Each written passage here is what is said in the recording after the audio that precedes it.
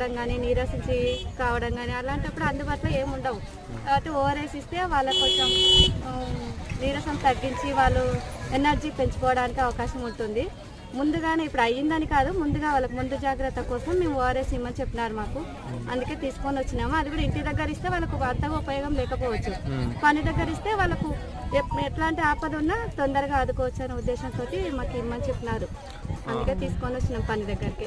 కాదు సిస్టర్, మీరు అడవిలోకి రావడం అయితే చాలా రిస్క్ గా ఉంటుంది కదా, మీరు ఇట్లా వేయడం వల్ల కొంచెం మీకు ఏమైనా ఇబ్బందిగా అవుతుందా? ఏం లేదా? ఏం లేదు, మేము ఒక్కసారి రిస్క్ పడతాం, కానీ వాళ్ళకి ఏదైనా అవసరంకి ఓఆర్ఎస్ పని పడింది అనుకో, వాళ్ళు మేము రిస్క్ తీసుకునేదానికంటే ఎక్కువ వాళ్ళు బెనిఫిట్ పొందుతారు కదా, వాళ్ళని కాపాడిన వాళ్ళని అవుతాం కాబట్టి మేము ఇక్కడికి తీసుకొని వచ్చాము.